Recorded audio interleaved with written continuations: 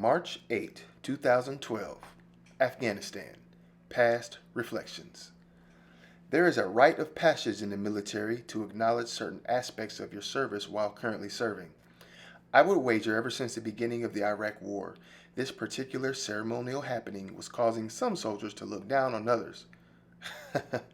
I don't know, maybe that's a bit strong, but I have seen and experienced it a little bit. Soldiers wondering how certain people got promoted so high and they haven't even deployed yet, and so on. It's just one of those things because not everyone deploys. The chances are not high, but it does happen. I was in for 4 years before they finally got me. It had gotten to the point where I thought I was going to make it out of the Army without deploying. At the end of the day, I'm glad I did, although it did come with some hurts and pains that will remain with me for the remainder of my life. So here's how it went down. All of us new to deploy soldiers were happy to have our combat patch placed on our right shoulder sleeve. We were no longer slick sleeves. We earned our right to wear them. Having things like this are really important.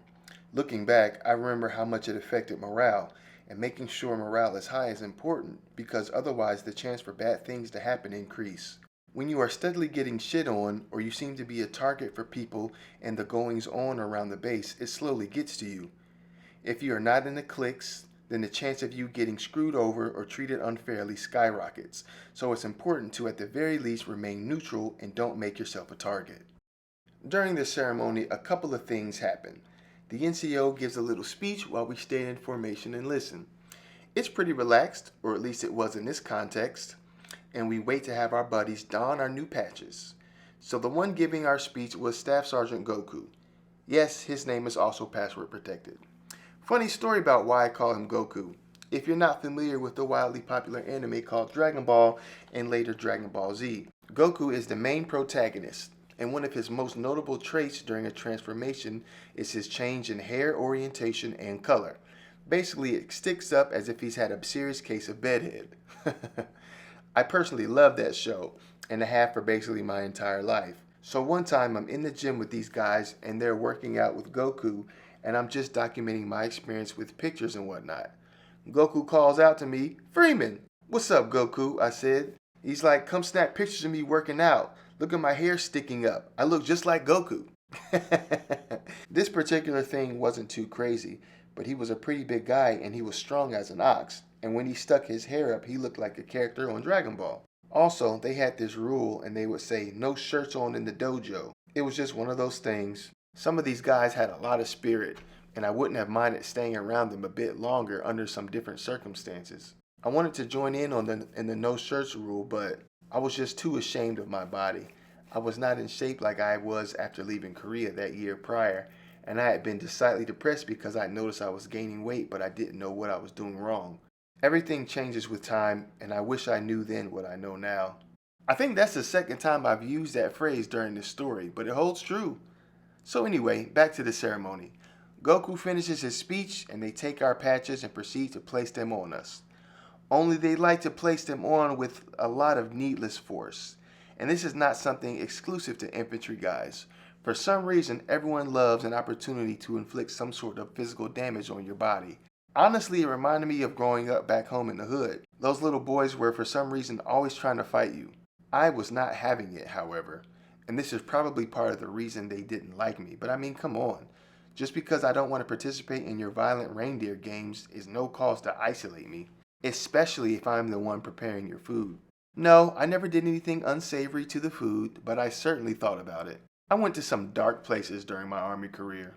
I plan to share the relevant ones with you. One of the guys in Goku's clique, a specialist whose name I can't remember, nor do I care to remember, came up to me early during the ceremony. He walked up, smiled, and cocked back his arm way too fucking far. He punched and I dodged at the last second. Thinking back now, it kind of tickles me. I felt like Floyd Mayweather. He looked and said, "Oh, come on, Freeman. If you dodge, you gotta take a second one." I was hot. I was not amused and I gave him the look. You know what look I'm talking about. So he hits me a couple of times, but not like he was going to at first. I probably would have hit him back if he did. Then everyone who has previously deployed and were placing our patches gave us our punch to the arm. The trained eye would know what took place the day after because everyone is out and holding their arms trying to relieve the soreness. I don't know. It's a fun little ceremony, but I just think that people have a tendency to take things too far, and that's crossing the line for me. After all was said and done, we went about our business. It was still early in the deployment, so there hadn't been much happening, but there was this one thing.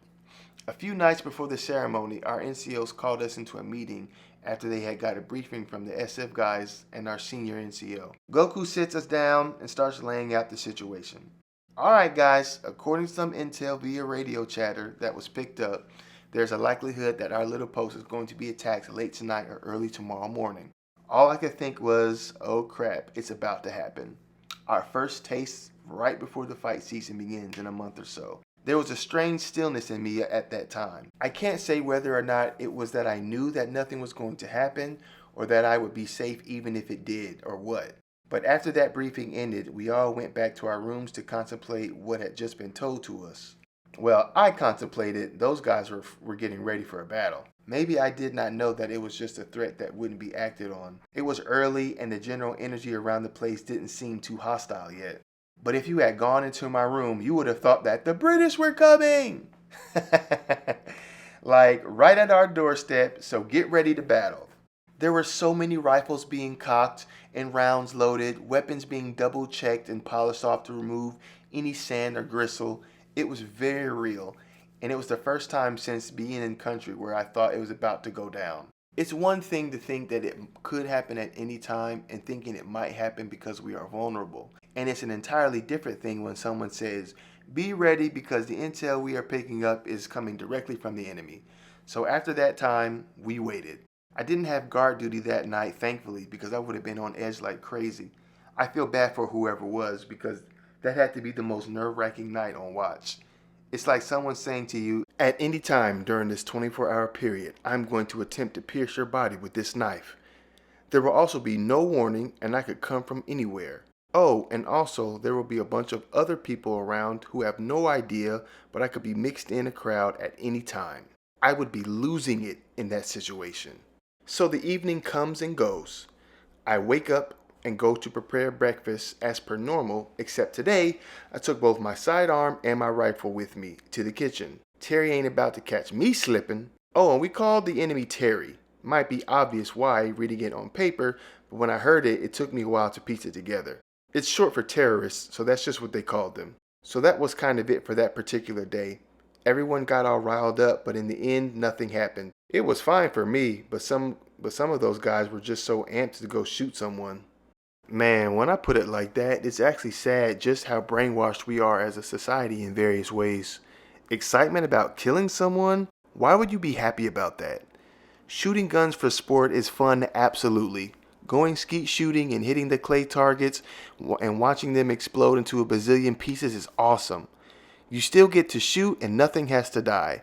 But my goodness, I don't even really know what to say besides it being sad. Anyway, it went back to being business as usual for the next few days and everything seemed to calm down until it happened. It was a seemingly normal day. Well, as normal gets in Afghan land. I was in the kitchen and preparing lunch. It was one of those easier lunch days.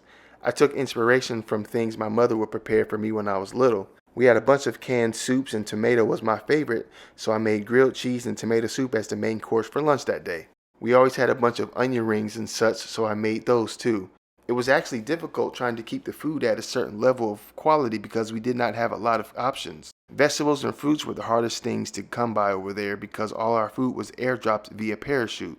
And yes, it is as cool as it sounds. A plane would fly by and drop all the crates of food to the ground. The parachutes would open up and you would see like 10 massive crates raining down from the skies filled with goodies. It's also hilarious to note that the local nationals would know when our food drops would come in and for some reason think that they could beat us out there and get it before we did.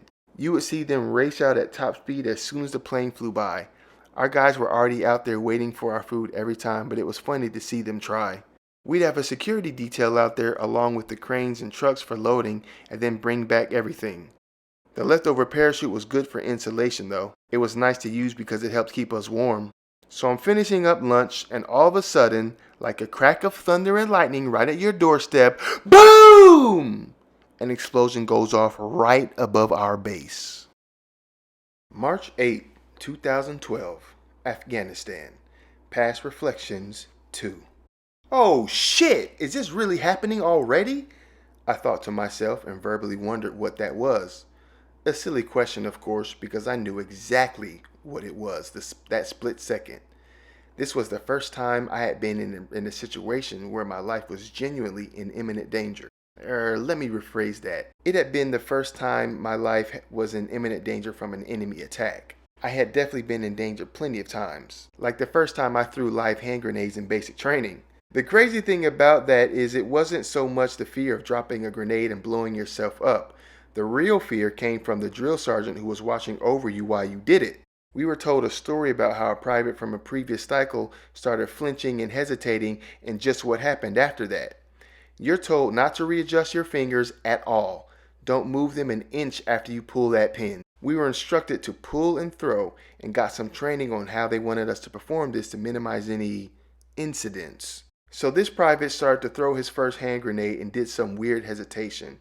His hands were no longer gripping the grenade, which meant the fuse was burning. So the drill sergeant grabs the private's arm and wrist and grips him up with full strength, takes his arm, slams his wrist repeatedly into the concrete wall until he drops the grenade, throws the private on the ground, and jumps on top of him until the grenade explodes. Obviously, his wrist was broken and had to leave the training group and was recycled through after healing. I remember hearing so many crazy stories of new recruits doing massively irresponsible things just to leave basic early and get out of their army contract. My drill told us a story about a guy who was so desperate that he literally shot himself in the foot. He went and smuggled a single round back after leaving the range one day, went out somewhere with his rifle and shot himself. So obviously he had to go to the hospital and recover. And come to find out, this guy gave himself a permanent limp in his right leg because he damaged some nerves and they couldn't fire properly. Not only that, but the guy had to pay a fine or something like that to the army for destruction of government property, or something if I'm remembering correctly. All of that just to get out of basic early, and it ruined his life. Recycles were tough in basic too. It was like this dark cloud that would hang nearby as a constant threat. Everyone hated being away from family and friends for so much time as it is, but when you got recycled, you would only add to that time. If you messed up a particularly important section of training, you would be recycled. If you got into trouble and couldn't proceed with your group, you were recycled. Couldn't pass your PT test? Recycled. The threat of recycling was the single most fear-inducing stressor in my mind, and I'm sure in others as well.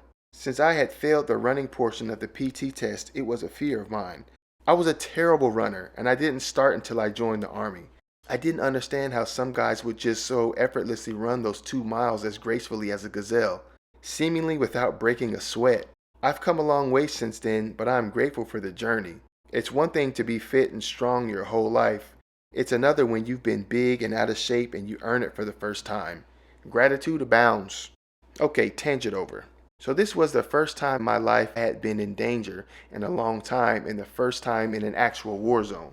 So I run outside, behind cover using the walls of the chow hall.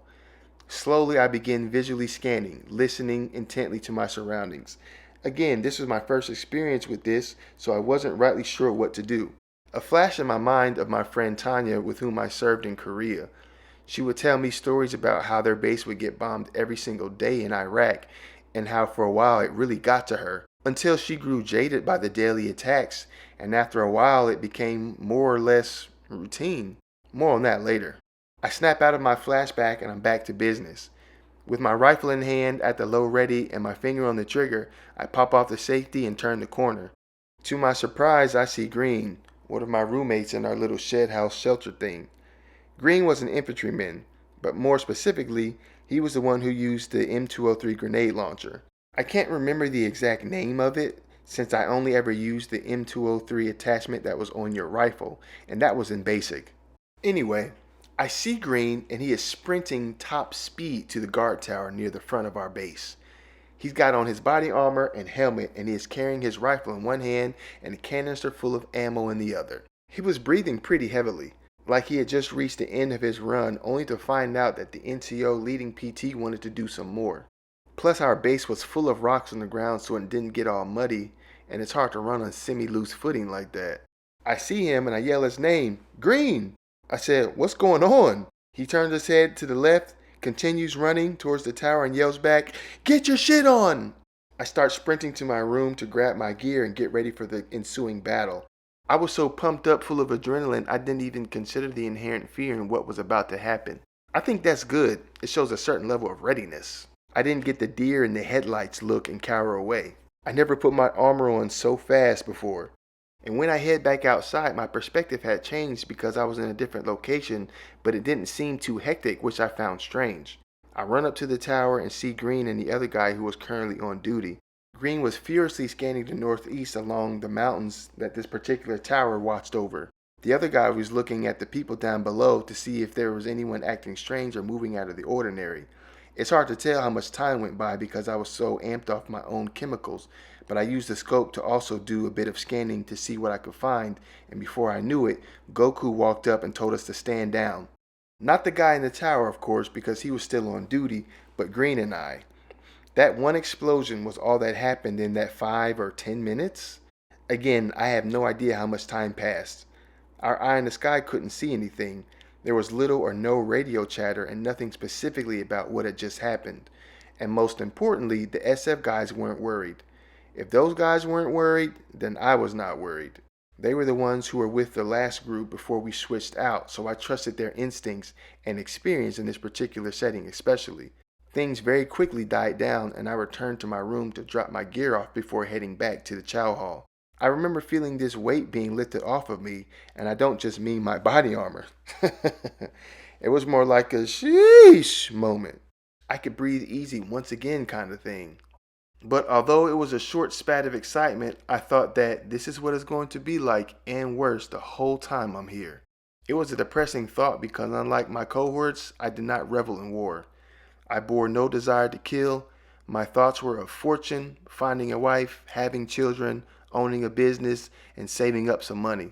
I wanted to be whole when I finally returned home and grasped these things, not hardened by daily battles, potentially suffering with post-traumatic stress. I would actually dig into my thoughts a lot during this time. Besides cooking, working out, and studying Japanese, there wasn't much else to do. Trying to talk to people back home was difficult with the time differences and all. I also didn't want to bother them. I don't know. Maybe that's a lie. I wanted people to care about me, my well-being. I oftentimes felt like this was not the case, so I left it alone. People would mention to me all the time that they talked about me and thought about me and so on. I guess they didn't consider that I couldn't feel any of that passive talk, that I had no idea that I was on their minds at all. You need to direct that at me, please. When we finally got our address to receive mail and whatnot, it was the best day.